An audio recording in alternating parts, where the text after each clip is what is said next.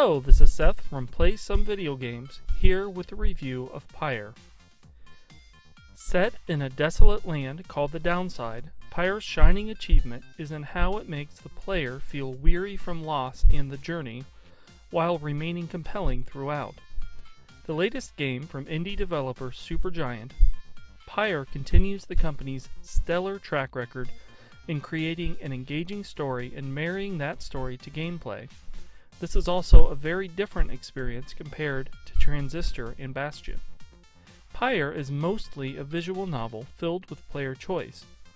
The other large part of the game consists of conducting the rites, which come in the form of a magical 3-on-3 game of handball. The games are exciting and the results have real consequences on the overall success of your journey.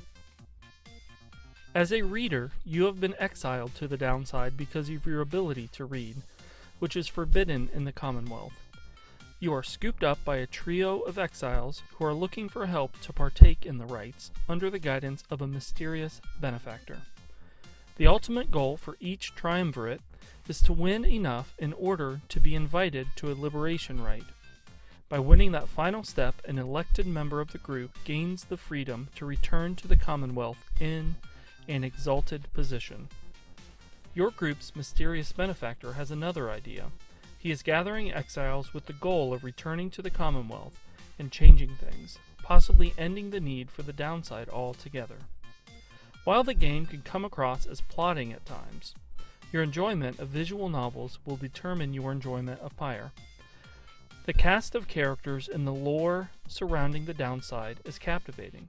Throughout my journey, I grew attached to each member of my team and truly wanted to help Jadariel, Ruki, and the others return to their lives. I also grew to like many of my opponents. Pyre continues regardless of the result of the rites. If your team wins, your chosen representative gains freedom. If they lose, that team member stays in the Downside with you, while the other team member goes free. It's a great system that encourages multiple playthroughs and ensures my experience will be different from yours. As the game wears on, the liberation rites come more quickly, and if you're successful in them, your team begins to thin out quickly. As my team dwindled from its height of 8 or 9 down to a final trio, sadness began to seep in. I realized my journey was coming to a close.